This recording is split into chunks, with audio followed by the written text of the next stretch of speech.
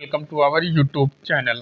Guys फिर से आपका अपने इस परिवार में स्वागत है। गाइस आज की वीडियो में हम बात करने वाले हैं यूपी SSC एनएम भर्ती परीक्षा को लेकर जो अपना क्लास चल रहा है सैनी बैच के नाम से।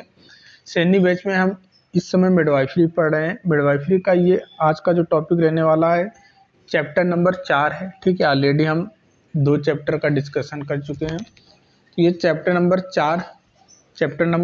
4 में जो नॉर्मल प्रेगनेंसी है उसको हम देखने वाले हैं। इसमें हम देखेंगे गर्भावस्था के चिन्ह और लक्षण से संबंधित जो प्रश्न आपके भर्ती परीक्षा में बन सकते हैं उस चीज़ को यहाँ पे देखने वाले हैं। और आपसे बस यही रिक्वेस्ट रहता है कि हर एक वीडियो की कंप्लीट थियरी पढ़ा करें। थियरी पढ़ने के बाद एमसीक्यू की प्रैक्टिस किया करें। तो देखिए, गर्भावस्था के चिन्ह और लक्षण क्या होते हैं। जब कोई स्वस्थ विवाहित महिला का मासिक धर्म बंद हो जाता है, सबसे पहला और कॉमन सिम्टम यही है गर्भावस्था प्रेगनेंसी का कि मेंस्ट्रुअल जो आपका मेंस्ट्रुअल साइकिल है ये बंद हो जाता है, मासिक धर्म बंद हो जाता है। ज़रूरी नहीं है कि ये मतलब मासिक धर्म बंद हो जाने से प्रेगनेंसी का संकेत है, कोई और रीजन भी हो सकते हैं। तो 100% ये नहीं हो सकता है, लेकिन हाँ ये कॉमन सा एक सिम्टम है कि गर्भावस्था में मासिक धर्म बंद हो जाता है। गर्भावस्था की संभावना होती है, लक्षण 3 प्रकार के होते हैं। एक संभावित, जो हमने आपको बताया ना 100% ये मासिक धर्म 100% सेफ्टी नहीं देता है कि भैया प्रेगनेंसी है तो मासिक धर्म बंद हो गया। तो इसके 3 प्रकार के लक्षण होते हैं गर्भावस्था। एक संभावित हो गया, ठीक है, जो संभावना होती है, और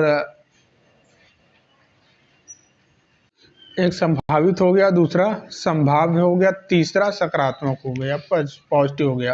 तो 3 कैटेगरी में इसको बांटा गया। अच्छा, संभावित में क्या है कि जो समान लग सकते हैं लेकिन गर्भावस्था का संकेत देते हैं। असंभाव में क्या, जो डॉक्टर जांच करते हैं, जो डॉक्टर जांच से पता लगाते हैं वो संभाव हो गया। और सकारात्मक जो निश्चित पुष्टि करते हैं, 100% जो पुष्टि करते हैं वो आपका हो गया सकारात्मक पॉजिटिव लक्षण। ठीक है, अब ये लक्षण हार्मोनल बदलाव के कारण होते हैं, ये समान है लेकिन हर महिला में अलग अलग हो सकते हैं। चलिए यहाँ पे अब डिटेल में देखेंगे हम कि भैया गर्भावस्था के संभावित चिन्ह क्या हैं। ठीक है, यहाँ पे हमने देखा 3 कैटेगरी में बांट दिया गया है, संभावित, संभाव और सकारात्मक। तो यहाँ से गर्भावस्था के जो संभावित चिन्ह हैं वो देखेंगे। अच्छा, संभावित चिन्ह ये शुरुआती लक्षण हैं, ठीक है, जो गर्भावस्था का संकेत देते हैं, लेकिन अन्य कारणों से भी हो सकते हैं। मैंने आपको बताया ना, और भी रीजन हो सकता है, जैसे कि मासिक धर्म का बंद होना। ठीक है, मासिक धर्म का बंद होना, तो इसमें क्या रहता है, कोई और रीजन से भी मासिक धर्म बंद हो सकता है। जरूरी नहीं है कि गर्भावस्था में ही मासिक धर्म बंद हो रहा है। अच्छा अब देखिए, अच्छा मासिक धर्म को अब क्या, कभी कोई डायरेक्ट एक लाइन में भर्ती परीक्षा में पूछता है अमेनोरिया का मतलब क्या है, तो ये आपको ध्यान रखना है। ठीक है, अमेनोरिया मतलब मासिक धर्म का बंद होना। अब कुछ लोगों का कमेंट आता है कि सर प्योर हिंदी में ही आप पढ़ाते हैं, तो भैया हिंदी में प्योर नहीं पढ़ाते हैं। यहाँ पे देखिए इसका हिंदी अनार्तव लिखा है और इंग्लिश में ब्रैकेट में इंग्लिश में लिख दिया गया है। उसके बाद मॉर्निंग सिकनेस, ये भी संभावित लक्षण है। आपकी भर्ती परीक्षा में डायरेक्ट एक ऐसे प्रश्न बनेगा, निम्नलिखित में से बताइए गर्भावस्था के संभावित चिन्ह कौन सा नहीं है। ऑप्शन दे देगा, मासिक धर्म का बंद होना, सुबह चक्कर आना या जी मचलाना, ठीक है, और स्तनों में परिवर्तन, फिर बार बार मूत्र का त्याग ना करना। ऐसे करके ऑप्शन दे देगा 4-5 ऑप्शन से। ठीक है, उनमें से आपको छांटना होगा कौन सा नहीं है या फिर कौन सा है। ठीक है, ये जो मॉर्निंग सिकनेस है ये लगभग 50 से लेकर 80% महिलाओं में होता है। और स्तनों में परिवर्तन, स्तन जैसे कि स्तन का कोमल हो जाना, सूजे हुए या फिर निप्पल गहरे रंग का होना, स्तन में परिवर्तन हो जाता है। अब बार बार मूत्र त्याग, गर्भाशय के दबाव से बार बार मूत्र का त्याग होता है। ठीक है, उसके बाद लार का अधिक बनना हो जाता है, मुंह में लार ज़्यादा आता है। ठीक है, 16 से 20 सप्ताह में आपको ये देखी जाती है, क्विकनिंग देखी जाती है। और चेहरे और स्तनों में पिगमेंटेशन देखा जाता है, त्वचा का रंग गहरा हो जाता है। ठीक है, जैसे चेहरे पर प्लाज्मा, ये भर्ती परीक्षा में पूछता है, प्लाज्मा का अर्थ क्या है, तो मास का प्रेगनेंसी के नाम से ये जाना जाता है। ठीक है, उदर का विस्तार होता है, एब्डोमिनल इनलार्जमेंट होता है, पेट का आकार बढ़ता है। ये लक्षण 12 सप्ताह में ज़्यादा दिखते हैं। अब हम देखेंगे संभावित, हमने देख लिया, अब हम देखेंगे संभाव्य चिन्ह क्या है, गर्भावस्था के संभाव्य चिन्ह क्या है जो डॉक्टर जांच करके पता लगाता है। ठीक है, संभाव्य चिन्ह डॉक्टर जांच करके पता लगाता है। संभावित चिन्ह हमने आपको बताया कि जरूरी नहीं है कि वो गर्भावस्था के 100% जानकारी देते हो। ठीक है, तो संभाव्य चिन्ह ये डॉक्टर जांच करके पता लगाता है कि प्रेगनेंसी है या नहीं है। इसमें क्या रहता है, इसमें गर्भाशय का आकार बढ़ता है। ठीक है, 12 सप्ताह में गर्भाशय पेल्विस से ऊपर आ जाता है और जो गर्भ का काखा है, ठीक है, गर्भ का काखा या फिर आप बोल सकते हो बेलोटमेंट, ठीक है, ये 24 सप्ताह तक पेट की जांच से बच्चे के सिर, पीठ, घुटने आदि महसूस होता है। और हेगार साइन 6 से 8 सप्ताह में गर्भाशय का निचला हिस्सा नरम होना। डायरेक्ट भर्ती परीक्षा में बहुत बार प्रश्न बना है कि हेगार चिन्ह का मतलब क्या होता है। तो इसमें गर्भाशय का जो निचला हिस्सा रहता है ये नरम हो जाता है। ठीक है, तो इसको आपको ध्यान में रखना है। ये सभी हम संभाव्य चिन्ह देख रहे हैं जो डॉक्टर जांच करके पता लगाता है। ठीक है, उसके बाद गर्भाशय में रक्त संचार बढ़ना, जांच से महसूस किया जा सकता है कि भैया रक्त संचार बढ़ गया है। गर्भाशय असफल, इसमें 16 सप्ताह से गर्भाशय में फूकने जैसी ध्वनि जो माँ की नाड़ी दर के बराबर होती है। अच्छा, ब्रेक्सन हिक्स संकुचन, ये भी भर्ती परीक्षा में पूछता है। तो ये 20 सप्ताह से दर्द रहित संकुचन हर 10-20 मिनट में होता है। उसके बाद क्या है, उसके बाद हो गया। अब हम देखेंगे पॉजिटिव चिन्ह जो 100% जानकारी देता है कि भैया प्रेगनेंसी बन चुकी है। सकारात्मक चिन्ह, अब देखिए लेटेस्ट गाइडलाइन के अनुसार हम देखेंगे सकारात्मक चिन्ह इस प्रकार है कि भ्रूण की हृदय ध्वनि लगभग 10 से 12 सप्ताह में अल्ट्रासाउंड से पता चलता है कि 18 से 20 सप्ताह में स्टेथोस्कोप से सुनाई देती है। और जब 10 से 12 सप्ताह का प्रेगनेंसी बन जाएगा तो अल्ट्रासाउंड से ये कंफर्म हो जाएगा भैया कि भ्रूण की ध्वनि सुनाई दे रही है, फीटल हार्ट साउंड दे रही है। अच्छा, जब 18 से 20 सप्ताह की प्रेगनेंसी बन जाएगी तब हम स्टेथोस्कोप से भी भ्रूण की फीटल हार्ट साउंड को सुन सकते हैं। अच्छा, 110 से लेकर 160 धड़कन प्रति मिनट चलता है, ये आपको ध्यान में रखना है। अब फीटल मूवमेंट ये 20 से लेकर 22 सप्ताह में डॉक्टर द्वारा पेट पर महसूस किया जा सकता है। उसके बाद नाभिनाल ध्वनि, ये नाभिनाल में रक्त बहाव से ध्वनि का पता चलता है। अल्ट्रासाउंड 5 से लेकर 6 सप्ताह में भ्रूण दिखाई देता है। अल्ट्रासाउंड से जब आप पता करेंगे 5 से लेकर 6 सप्ताह में तो भ्रूण दिखाई देगा। हृदय धड़कन भी 6 से लेकर 7 सप्ताह में पता चलता है। तो ये सभी 100% पुष्टि देते हैं गर्भावस्था का। ठीक है, जो सकारात्मक पॉजिटिव चिन्ह होते हैं। तिमाही के आधार पर लक्षण, अब तिमाही के आधार पर हम देखेंगे लक्षण कौन कौन से होते हैं। जैसे डायरेक्ट भर्ती परीक्षा में पूछता है प्रथम तिमाही में गर्भावस्था के क्या निम्नलिखित में बताइए कौन से लक्षण दिखाई देते हैं। तो आपको ध्यान रखना है कि प्रथम तिमाही मतलब पहले 12 सप्ताह में कौन कौन से लक्षण दिखाई देते हैं गर्भावस्था के। ये भी हम लेटेस्ट डाटा के अनुसार देखेंगे। मुख्य लक्षण हैं जैसे कि प्रथम तिमाही में क्या होता है, पहला तो भैया मासिक धर्म ना आना, मासिक धर्म का बंद हो जाना, और मॉर्निंग सिकनेस, भूख ना लगना, मूड स्विंग्स, कमजोरी और सिर दर्द, बार बार पेशाब आना, स्तनों में सूजन या दर्द, ठीक है, जी मिचलाना, उल्टी, मॉर्निंग सिकनेस, ये 6 से लेकर 12 सप्ताह में पीक रहता है। 12 सप्ताह में गर्भाशय पेल्विस से ऊपर आ जाता है। उसके बाद ये प्रथम तिमाही के लक्षण है, आपकी भर्ती परीक्षा में डायरेक्ट पूछ लेगा। अब द्वितीय तिमाही में 13 से लेकर 28 सप्ताह में गर्भावस्था के क्या लक्षण होते हैं ये भी हम देखेंगे। देखिए यह तिमाही सबसे आरामदायक होती है, ऊर्जा बढ़ती है, बच्चे की पहली हलचल क्विकिंग यहाँ पे शुरू होती है 13 से लेकर 28 सप्ताह में।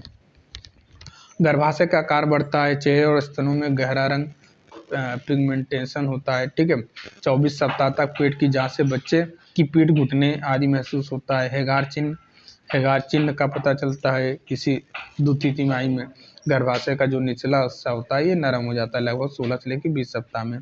गर्भाशय में रक्त संचार का बढ़ जाता है, जांच से महसूस होता है। वजन बढ़ता है, 4 से लेकर 6 किलोग्राम, पेट स्पष्ट दिखता है। अब हम देखेंगे कि तृतीय तिमाही 29 से लेकर 40 सप्ताह या फिर प्रसव तक में गर्भावस्था के क्या लक्षण होते हैं। तो इसमें बच्चा बड़ा होने से असुविधा बढ़ती है।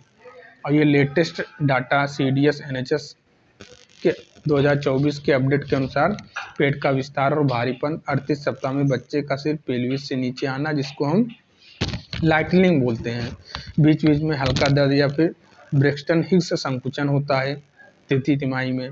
सांस लेने में तकलीफ, गर्भाशय डायाफ्राम पर दबाव देने से सांस लेने में तकलीफ होता है, ये भी तृतीय तिमाही में होता है। पैरों में सूजन, हार्ट बर्न या कब्ज तृतीय तिमाही में होता है।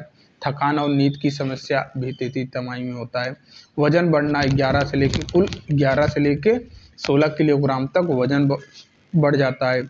अगर सूजन अचानक बढ़े या सिर दर्द हो तो डॉक्टर से संपर्क करें। ठीक है, गर्भावस्था की पुष्टि के परीक्षण क्या हैं ये भी हम देखेंगे अब। ठीक है, जो हम कंफर्म करते हैं डायग्नोस करके, डायग्नोस्टिस्ट से कंफर्मेशन जो मिलता है उसके बारे में देखेंगे।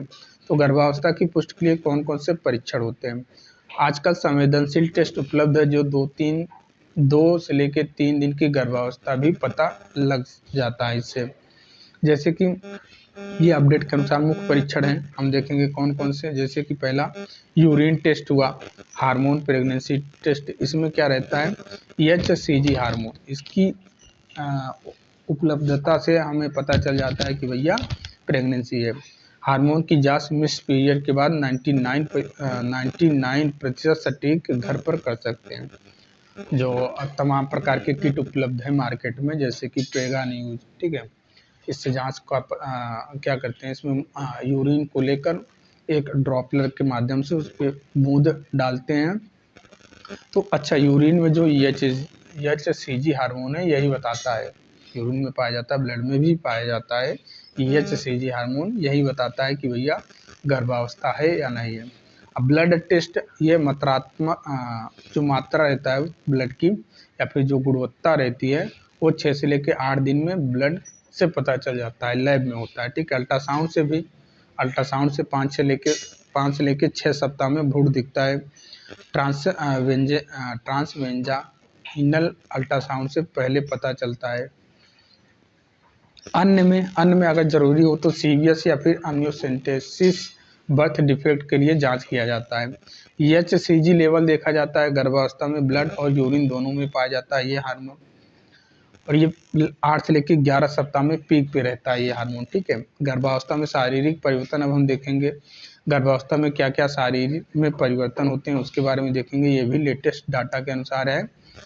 देखिए, गर्भावस्था में शरीर बच्चे और माँ दोनों की ज़रूरत के लिए बदलता है, ये परिवर्तन जरूरी है, लेकिन अगर असमान हो तो डॉक्टर से सलाह लिया जाता है। इसमें NCBI 2024 के अपडेट के अनुसार इन्हें 4 प्रकारों में बांटा जाता है। एक हो गया स्थानीय, दूसरा मेटाबॉलिक, तीसरा सर्वदेहिक और चौथा अंतरस्रावी। कुल रक्त की मात्रा इसमें लगभग 40 से लेकर 50% बढ़ती है और हृदय दर्द लगभग 10 से लेकर 20% बढ़ती है। डायरेक्ट भर्ती परीक्षा में पूछ सकता है, तो ये डाटा आपको ध्यान में रखना है। गर्भावस्था में स्थानीय परिवर्तन क्या क्या होते हैं इसके बारे में हम देखेंगे। स्थानीय परिवर्तन में जैसे कि कुछ स्थान, स्थानीय मतलब स्थान, जैसे कि गर्भाशय, वजाइना, स्तन, पेल्विस, इन सब में चेंजेस होते हैं। अच्छा, गर्भाशय में इसका आकार लगभग 6.5 से लेकर 32 सेंटीमीटर तक लंबा हो जाता है। वजन 60 ग्राम से लेकर 1000 ग्राम बढ़ जाता है। गुहा 1000 मिली तक फैलती है, ये आपको ध्यान में रखना है। और योनि या फिर सर्विक्स में इसका रंग नीला या फिर बैंगनी होगा। डायरेक्ट भर्ती परीक्षा में पूछता है चैडविक साइन में वजाइना रंग कैसा हो जाता है तो आपको ध्यान में रखना है ब्लू या फिर बैंगनी रंग का। और इसका pH भी बढ़ जाता है, कितना सर, लगभग 4.5 से लेकर 5 तक बढ़ जाता है। ठीक है, pH ये भी आपको ध्यान में रखना है। बड़े कोमल स्तन बड़े हो जाते हैं और कोमल हो जाते हैं और पीला दूध बनना शुरू हो जाता है। पेट में लाइनिया निग्रा मतलब काली रेखा दिखती है। ठीक है, ऐसे ऐसे काली रेखा बन जाती है, स्टेच मार्क। और पेल्विस जो ढीले हो जाते हैं। तो ये हमने देखा स्थानीय परिवर्तन क्या क्या होते हैं। अब गर्भावस्था में मेटाबॉलिक परिवर्तन क्या क्या होते हैं ये भी आपको ध्यान में रखना है। तो मेटाबॉलिक परिवर्तन जैसे कि शरीर की ऊर्जा जरूरत बढ़ती है और वजन कुल बढ़ना 11 से लेकर 16 किलोग्राम तक प्रथम तिमाही में कम और द्वितीय और तृतीय तिमाही में ज़्यादा बहुत तेजी के साथ। अच्छा, बेसल मेटाबॉलिक रेट भी बढ़ जाता है, कितना सर? 15 से लेकर 25% तक ये भी बढ़ जाता है। तो ये सभी हम क्या पढ़ रहे हैं? मेटाबॉलिक परिवर्तन में पढ़ रहे हैं, ठीक है। ग्लूकोज लेवल ये भी कम हो सकता है और नाइट्रोजन और प्रोटीन स्टोरेज बढ़ जाता है। तो हमने ये देखा मेटाबॉलिक परिवर्तन में क्या क्या होते हैं। आपकी भर्ती परीक्षा में डायरेक्ट प्रश्न बनेगा, निम्नलिखित में से बताइए गर्भावस्था के मेटाबॉलिक चेंजेस निम्नलिखित में से कौन सा नहीं होता या फिर कौन सा होता है। तो सबसे पहले ध्यान में रखना है कि भैया जो BMR है ये 15 से लेकर 25% तक बढ़ जाता है, वजन 11 से लेकर 16 किलोग्राम तक बढ़ता है और ग्लूकोज का लेवल कम हो सकता है, नाइट्रोजन और प्रोटीन का स्टोरेज बढ़ सकता है। ये आपको मेटाबॉलिक चेंजेस में देखने को मिलेगा। नेक्स्ट हम देखेंगे गर्भावस्था में सर्वदेहिक परिवर्तन क्या क्या होते हैं, मतलब पूरे शरीर में क्या क्या बदलाव होते हैं। तो सबसे पहले हृदय रक्तवाहिनी, इसमें रक्त की मात्रा लगभग 40 से लेकर 50% बढ़ना, हृदय दर बढ़ना, ब्लड प्रेशर थोड़ा कम होना, ब्लड प्रेशर थोड़ा कम हो जाता है लेकिन हार्ट रेट बढ़ जाता है, हृदय दर बढ़ जाता है, सांस लेने में तकलीफ तृतीय तिमाही में ज़्यादा दिक्कत होती है, लाइटनिंग से राहत हो जाता है, कब्ज, हार्टबर्न, डकार जैसी चीज़ें देखने को मिलती है, बार बार पेशाब क्यों? क्योंकि गर्भाशय से दबाव के कारण, त्वचा में पिगमेंटेशन, क्लाज्मा, पसीना बढ़ना, ये सभी, तंत्रिका, मूड स्विंग, उदासी, खट्टे तीखे की इच्छा, इन्हें संभालना जरूरी है। गर्भावस्था में अंतरस्रावी एंडोक्राइन परिवर्तन क्या क्या होते हैं? एंडोक्राइन परिवर्तन क्या क्या होते हैं ये आपको ध्यान में रखना है। HCG स्राव 12 से लेकर 13 सप्ताह में पीक पे रहता है। गर्भाशय और स्तनों की वृद्धि होती है। ओवरी में जैसे कि एस्ट्रोजन और प्रोजेस्टेरॉन बढ़ना मॉर्निंग सिकनेस के कारण, थायराइड का आकार बढ़ना, BMR बढ़ाने वाले हार्मोन, एंड्रेनल में हार्मोन बढ़ता है द्वितीय तिमाही से, ये भी आपको ध्यान में रखना है। इसमें एंडोक्राइन परिवर्तन है। अब पिट्यूटरी क्या करती है? ये FSH और LHS को कम करती है। ये हमने देख लिया एंडोक्राइन चेंजेस में क्या क्या होता है। थायराइड में चेंजेस होगा, एंड्रेनल में, पिट्यूटरी में, ओवरी में। अब गर्भावस्था के चिन्ह और लक्षण, गर्भावस्था के चिन्ह और लक्षण हम MCQ पढ़ेंगे यहाँ से, अभी नहीं, इसके बाद पढ़ें। अच्छा, वही चीज़ है, ठीक है, ये हमने जो पढ़ाया यहाँ पे वही चीज़ ये भी है, इसको आप पढ़ लेना। दोबारा ये टाइप हो गया है, कोई दिक्कत नहीं। गर्भावस्था में अब जो नॉर्मल समस्या होती है उस समस्या के बारे में हम पढ़ लेंगे, ठीक है। जैसे कि मॉर्निंग सिकनेस क्या है, इसका प्रबंधन कैसे करेंगे? पहला प्रश्न आपके सामने दिखाई दे रहा है, प्रातःकालीन व्याधि, मॉर्निंग सिकनेस क्या है और इसका मैनेजमेंट आप कैसे करेंगे? अच्छा, ये लक्षण गर्भावस्था के पहले 12 सप्ताह में खासकर सुबह उबकाई, जी में चलाना और उल्टी होना, ये लगभग 50 से लेकर 80% गर्भवती महिलाओं में होता है। मॉर्निंग सिकनेस कॉमन सी बात है। अब इसमें जो HCG हार्मोन है ये एस्ट्रोजन हार्मोन को बढ़ने से होता है, ठीक है।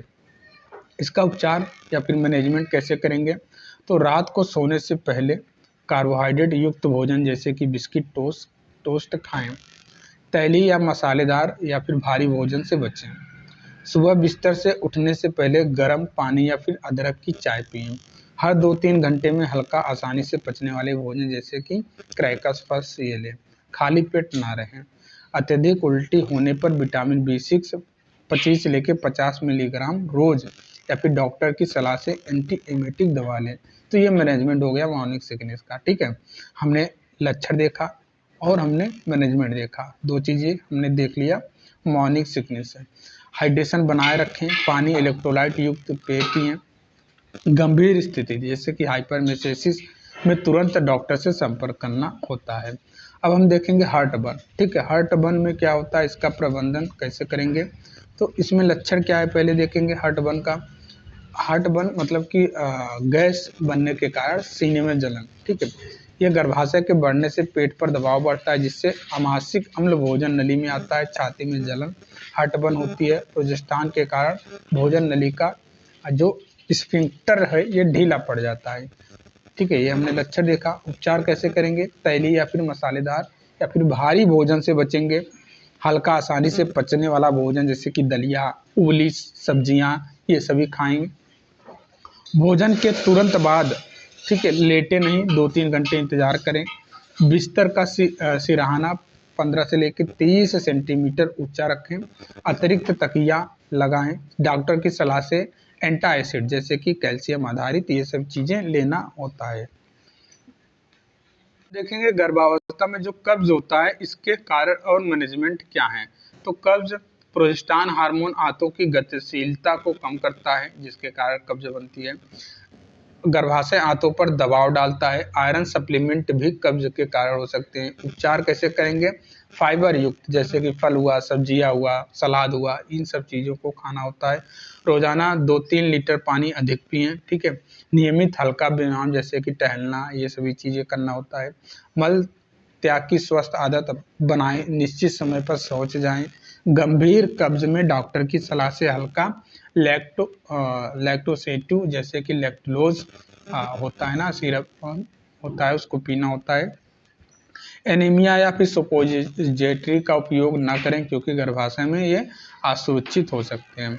अब देखिए लेग क्रैम्प्स में क्या रहता है, गर्भावस्था में ऐंठन के कारण और प्रबंधन क्या है। निचले अंगों की मांसपेशियों में ऐंठन जो गर्भाशय के बढ़ने से पेल्विक क्षेत्र की नसों पर दबाव, कैल्शियम मैग्नीशियम की कमी या फिर निर्जलीकरण के कारण भी होता है ये लेग क्रैम्प्स, ठीक है। उपचार क्या करेंगे? एक करवट लेटें, पैरों को हल्का ऊंचा रखें, पैरों को गर्म रखें, गर्म पानी की बोतल या मोजे पहने, रोजाना 1 लीटर दूध या कैल्शियम युक्त भोजन जैसे पालक, बादाम ये सभी चीज़ें खाएं। हल्की मालिश या फिर स्ट्रेचिंग करें। डॉक्टर की सलाह से कैल्शियम मैग्नीशियम सप्लीमेंट लें। गर्भावस्था में बार बार मूत्र त्याग के कारण प्रबंधन कैसे करेंगे? तो भैया पहले देखेंगे प्रारंभिक और अंतिम तिमाही में गर्भाशय का मूत्राशय पर क्या पड़ता है? दबाव पड़ता है जिससे रक्त प्रवाह बढ़ना और गुर्दे की कार्य क्षमता बढ़ती है। उपचार क्या करेंगे? दिन में 2-3 लीटर पानी पिएं लेकिन रात में कम करें। मूत्र त्याग के बाद स्वच्छता बनाए रखें संक्रमण से बचने के लिए। और इसी प्रकार वजाइनल डिस्चार्ज जो होता है उसका कारण क्या है, उसका मैनेजमेंट कैसे करेंगे ये आप पढ़ लेना, इम्पॉर्टेंट है। वजाइनल ईचिंग में इसका मैनेजमेंट कैसे करेंगे ये भी आप पढ़ लेना। और जो एडिमा रहता है पैरों में सूजन या फिर शोथ जो होता है उसका कारण प्रबंधन क्या है उसके बारे में आप देख लेना, ठीक है, अच्छे से। उसके बाद आप ये देख लेना, ये सभी चीज़ें हैं, कारण और मैनेजमेंट अच्छे से पढ़ लेना। कमर दर्द के कारण प्रबंधन क्या है, भर्ती परीक्षा में पूछता है, तो ये आप अच्छे से पढ़ लेना। PDF आपके पास पहुंच ही जाएगी। अब हम लगाएंगे MCQ 5 ऑप्शंस वाले ऊपर के जो चैप्टर हम पढ़े हैं। पहला प्रश्न आपके सामने दिखाई दे रहा है कि मॉर्निंग सिकनेस के प्रबंधन में क्या करना चाहिए, क्या करना चाहिए? तो तैलीय और मसालेदार भोजन खाएं? नहीं सर, ये नहीं करना चाहिए। हर 2 से लेकर 3 घंटे में हल्का भोजन करें? हाँ ये तो है। खाली पेट रहें? नहीं सर। रात में पानी न पिए? नहीं सर, गलत, इनमें से कोई नहीं। ऑप्शन नंबर बी यहाँ पे करेक्ट हो जाएगा। ऊपर जो आपने थियरी पढ़ा उसी थियरी के अकॉर्डिंग ये MCQ है। अगर आप थियरी पढ़ के MCQ बनाएंगे हर एक MCQ आपके सामने बन जाएगा, ठीक है। हार्ट बर्न का प्रमुख कारण क्या है? तो प्रोजेस्टेरॉन के कारण भोजन नली का स्फिंक्टर ढीला होना, ये अभी हम थियरी में पढ़ के आए, इसका उत्तर भी हो जाएगा। नेक्स्ट प्रश्न आपके सामने दिखाई दे रहा है कि गर्भावस्था में कब्ज से कम करने के लिए क्या सुझाव देना चाहिए? तो 2-3 लीटर पानी अधिक पिए रोज, ठीक है। तैलीय भोजन खाना है? नहीं सर, ये तो गलत बात है। एनीमिया का उपयोग करें? नहीं सर, गलत बात है। फाइबर युक्त भोजन कम करें? गलत बात है। तो ऑप्शन नंबर बी यहाँ पे करेक्ट हो जाएगा। 2-3 लीटर पानी अधिक पीना होता है। नेक्स्ट प्रश्न आपके सामने दिखाई दे रहा है कि लेग क्रैम्प्स हैं, गर्भावस्था में ऐंठन के प्रबंधन में क्या नहीं करना चाहिए? तो पैरों को गर्म रखना, ठीक है। कैल्शियम युक्त भोजन लेना, ये तो करना है। पैरों को ऊंचा रखना करना है। टाइट मोजे पहनना है, ठीक है। ऑप्शन नंबर यहाँ पे ए गलत हो जाएगा।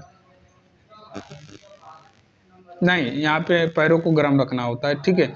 इसका करेक्ट उत्तर हो जाएगा ऑप्शन नंबर जो डी दिया है, टाइट मोजे पहनना, ये नहीं, ठीक है, ये गलत हो जाएगा। बाकी सभी करेक्ट है। पैरों को गर्म रखना, कैल्शियम युक्त भोजन लेना, पैरों को ऊंचा रखना, ये भी। टाइट मोजे नहीं पहना जाता है, ढीला मोजा पहना जाता है लेग क्रैम्प में, ठीक है। ये भी आप बना लेंगे। अब देखिए नेक्स्ट प्रश्न आपके सामने दिखाई दे रहा है, गर्भावस्था में बार बार मूत्र त्याग का कारण क्या है? तो बार बार मूत्र का त्याग क्यों होता है सर? गर्भावस्था का मूत्राशय पर दबाव, ठीक है। गर्भाशय का मूत्राशय पर दबाव, ऑप्शन नंबर 1 करेक्ट है। इसी प्रकार सारे MCQ आप बना लेना, ठीक है, बन जाएंगे, कोई दिक्कत नहीं है। हम अब चलेंगे नेक्स्ट चैप्टर की ओर, ठीक है। नेक्स्ट चैप्टर क्या है सर? नेक्स्ट चैप्टर है आपका जन्म पूर्व देखभाल। ठीक है, जन्म पूर्व देखभाल क्या है इसके बारे में देखेंगे। तो जन्म पूर्व देखभाल गर्भवती महिला के गर्भधारण से प्रसव तक शारीरिक, मानसिक और सामाजिक देखभाल की जाती है ताकि मां और शिशु दोनों स्वस्थ रहें। यह नियमित जांच, शिक्षा और जोखिम की पहचान पर केंद्रित है। जन्म पूर्व देखभाल का उद्देश्य क्या है? आपके भर्ती परीक्षा में डायरेक्ट प्रश्न बनेगा, निम्नलिखित में से बताइए कौन सा जन्म पूर्व देखभाल का उद्देश्य नहीं है या फिर कौन सा देखभाल का उद्देश्य है। तो गर्भावस्था में माँ का स्वस्थ उच्च स्तर बनाए रखना पहला उद्देश्य। दूसरा, उच्च जोखिम वाली गर्भावस्था का जल्दी निदान और उपचार करना दूसरा उद्देश्य हो गया। तीसरा उद्देश्य है कि माँ की स्वास्थ्य समस्याओं को समझना और उनका समाधान करना। चौथा उद्देश्य है कि पूर्ण अवधि 37 से लेकर 40 सप्ताह में स्वस्थ जीवित शिशु को जन्म सुनिश्चित करना, ये पांचवा उद्देश्य हो गया। जन्म पूर्व देखभाल के उद्देश्य जो है ये पांचवा हो गया। ये छठवां है कि माँ को छोटे परिवार और परिवार नियोजन के महत्व के बारे में जागरूक करना। सातवां उद्देश्य है कि शिशु की देखभाल और पौष्टिक आहार की शिक्षा देना। तो आपके भर्ती परीक्षा में डायरेक्ट यहाँ से प्रश्न बन जाएगा, तो आसानी से आप बना पाएंगे। नेक्स्ट देखेंगे कि गर्भवती का पंजीकरण क्यों जरूरी है। आपके भर्ती परीक्षा में पूछेगा, निम्नलिखित में से बताइए किस लिए गर्भवती का पंजीकरण जरूरी होता है। तो गर्भधारण के बाद नजदीकी स्वास्थ्य केंद्र में पंजीकरण कराना जरूरी ताकि गर्भावस्था को नियमित जांच हो सके। जो भी असमानता या फिर उच्च जोखिम है इनका जल्दी पता लग सके, इसलिए पंजीकरण करवाना अनिवार्य होता है, जरूरी होता है। कम से कम 4 जन्म पूर्व जांच पहली तिमाही में, दूसरी तिमाही में, तीसरी तिमाही में अनिवार्य है। और नेक्स्ट अब देखेंगे प्रसव की संभावित तारीख EDD कैसे निकालते हैं। EDD कैसे गणना करते हैं। तो अंतिम मासिक धर्म की तारीख से गणना की जाती है EDD। ठीक है, एक्सपेक्टेड डेट ऑफ डिलीवरी। ठीक है, इसकी कैसे सर, जैसे कि LMP है, LMP प्लस 280 दिन, यानी आप डायरेक्ट 40 सप्ताह भी जोड़ सकते हो, या फिर LMP प्लस 9 महीने प्लस 7 दिन जोड़कर भी निकाल सकते हो। ठीक है, डिलीवरी की। उदाहरण के तौर पे अगर LMP 1 जनवरी 2025 है तो EDD 8 अक्टूबर 2025। कैसे सर, 1 जनवरी आपने नोट किया प्लस 9 महीना उसमें ऐड किया तो निकल के आया 1 अक्टूबर। अब 1 अक्टूबर में 7 दिन और जोड़ना है तो निकल के आएगा 8 अक्टूबर। तो ये एक्सपेक्टेड डेट ऑफ डिलीवरी निकल गया। अल्ट्रासाउंड से भी 8 से लेकर 12 सप्ताह में EDD की पुष्टि होती है। ठीक है, ये भी आपको ध्यान रखना है। जन्म पूर्व देखभाल में इतिहास लेना क्यों महत्वपूर्ण है। इतिहास लेना माँ और शिशु के स्वास्थ्य जोखिम का आकलन करने में मदद करता है। इसमें निम्नलिखित रूप से ये चीज़ें शामिल है। पहला कि परिचयात्मक जो जानकारी रहती है, जैसे कि माँ का नाम, आयु, धर्म, वैवाहिक स्थिति, वर्तमान गर्भावस्था में जैसे कि पूछा जाता है LMP। ठीक है, LMP कब था। मॉर्निंग सिकनेस, स्तन परिवर्तन, बार बार मूत्र त्याग या फिर उल्टी, ये सभी चीज़ें देखी जाती हैं। हर एक हिस्ट्री को देख लेना, कौन कौन सी हिस्ट्री लिया जाता है। आपके भर्ती परीक्षा में डायरेक्ट प्रश्न पूछेगा। निम्नलिखित में से बताइए कौन सा गर्भावस्था में कौन सी हिस्ट्री लेना जरूरी है या फिर कौन सा हिस्ट्री नहीं लिया जाता है। ये आप सब चीज़ देख लेना। ठीक है, हमने सभी हिस्ट्री लिख दिया है, आप पढ़ लेना, PDF आपके पास पहुंच ही जाएगा। ठीक है, अब देखिए जन्म पूर्व देखभाल में चिकित्सीय और प्रसूति प्रशिक्षा में क्या शामिल है। तो पहला, चिकित्सा परीक्षा जरूरी है। ठीक है, चिकित्सा परीक्षा जरूरी है। इसमें वजन मापा जाता है, ऊंचाई का मापना होता है, रक्तचाप, हृदय, श्वसन दर, ये सभी, पैरों में शोध या फिर एडिमा की जांच करते हैं, दांतों की जांच करते हैं, चाल और कुरूपता जैसे कि स्कोलियोसिस की जांच करते हैं। और दूसरा प्रसूति परीक्षा। प्रसूति परीक्षा में क्या देखते हैं सर, नेत्र, श्लेष्मा, एनीमिया, तालु, मसूड़े, थायराइड वृद्धि, पैरों में शोध, ये सभी देखते हैं। उदरी परिस्पर्शन, इसमें 12 सप्ताह में गर्भाशय की सिम्फाइटिस पीबू से ऊपर आता है। भ्रूण की स्थिति लाई देखते हैं।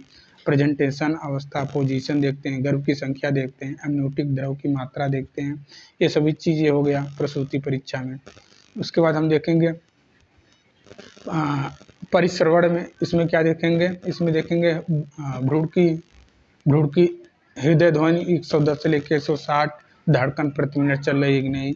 स्तनों की जांच में सूजन, निप्पल फटना या फिर पीछे मुड़ना, ये देखेंगे। प्रयोगशाला परीक्षण में क्या देखेंगे, रक्त हेमोग्लोबिन देखेंगे, HIV देखेंगे, HCV देखेंगे, VDRL देखेंगे, HbS एंटीजन देखेंगे, मूत्र परीक्षा प्रोटीन, ग्लूकोज संक्रमण, ये सभी चीज़ें देखेंगे। ठीक है। अब देखिए उच्च जोखिम समूह हाई रिस्क केस क्या है, गर्भावस्था का उच्च जोखिम समूह किसे कहते हैं। तो उच्च जोखिम समूह ऐसे गर्भवती महिलाएं शामिल हैं जिनमें माँ या फिर शिशु के प्राण घातक जोखिम हो सकते हैं। इनमें शामिल है प्रौढ़ अवस्था, मतलब 30 वर्ष से अधिक की पहली गर्भावस्था। अगर 30 वर्ष से अधिक है तो ज़्यादा चांसेस है कि भैया उनमें हाई रिस्क बन सकता है। सर्वदेहिक रोग जैसे कि एनीमिया है, हृदय रोग है, किडनी रोग है, लीवर रोग है, और मधुमेह रोग है, TB है, ये सभी चीज़ें हैं, तब भी हाई रिस्क बन सकता है, हाई रिस्क प्रेगनेंसी बन सकता है। ठीक है। मल्टीपल प्रेगनेंसी है तब भी हाई रिस्क बन सकता है। ठीक है। हाइड्रोमियोज है तब भी हाई रिस्क प्रेगनेंसी के चांस बन सकते हैं। तो ये सभी हमने आपको बता दिया है। RH नकारात्मक रक्त समूह है तब भी हाई रिस्क प्रेगनेंसी बन सकते हैं। ये हो गया। अब हम देखेंगे गर्भावस्था के खतरे के संकेत क्या हैं। तो गर्भावस्था के खतरे के संकेत निम्नलिखित रूप से हैं, जैसे कि योनि से रक्तस्राव, APH होना, तेज सिरदर्द, चक्कर या धुंधला दिखना, चेहरे हाथों पैरों में अचानक सूजन, पेट में तेज दर्द, ये सभी गर्भावस्था के खतरे के संकेत हैं। अब देखेंगे संस्थागत प्रसव के संकेत क्या हैं। ठीक है। तो इसमें उच्च जोखिम गर्भावस्था, पूर्व सीजेरियन या फिर गर्भाशय सर्जरी। ठीक है। ब्रीच ट्रांसवर्जन, प्रीक्लैम्पसिया देखेंगे, प्री एक्लैम्पसिया देखेंगे, RH नकारात्मक देखेंगे, प्रसव की जटिलताओं का इतिहास देखेंगे। ये चीज़ हो गया। बाकी यहाँ पे अब कुछ नहीं है, ये आप अच्छे से पढ़ लेना PDF में। ठीक है। अब हम यहाँ पे MCQ लगाएंगे। ठीक है। जो पढ़ाए हैं आपको MCQ यहाँ पे लगाना होगा। जैसे कि पहला MCQ आपके सामने दिखाई दे रहा है। पूछा जा रहा है कि प्रसव की संभावित तारीख की गणना कैसे की जाती है। ऊपर अभी हमने आपको पढ़ाया कि भैया LMP जो है इसमें 280 दिन जोड़ने पे संभावित तारीख डिलीवरी की निकाली जा सकती है। ये आप अच्छे से हर एक MCQ को लगा लेना, कोई दिक्कत नहीं है, बन जाएगा। थ्योरी पढ़ के आप MCQ लगा रहे हो। जन्म पूर्व इतिहास में क्या शामिल नहीं है। जन्म पूर्व इतिहास में क्या शामिल नहीं है, माँ की आयु और वैवाहिक स्थिति, पूर्व गर्भावस्थाओं की संख्या, या फिर गर्भवती का पसंदीदा भोजन, या फिर चिकित्सीय इतिहास, मधुमेह, उच्च रक्तचाप। क्या शामिल नहीं है पूछा जा रहा है। तो गर्भवती यहाँ पे करेक्ट उत्तर हो जाएगा ऑप्शन नंबर C, गर्भवती का पसंदीदा भोजन। ठीक है। उसके बाद नेक्स्ट प्रश्न ऐसे इसी प्रकार ये 10 प्रश्न हैं, आप अच्छे से बना लेना पूरा। ठीक है। आपके 2 यूनिट इस वीडियो में कंप्लीट हमने कर दिया है। अब नेक्स्ट वीडियो में अगले यूनिट से स्टार्ट करेंगे। PDF भेज देंगे, PDF पढ़ लेना, वीडियो एक बार पढ़ लेना, फिर PDF रीड कर लेना। उम्मीद करते हैं चीज़ें आपको समझ में आ गई होंगी। तो मिलते हैं नेक्स्ट वीडियो में, तब तक के लिए जय हिंद, जय भारत।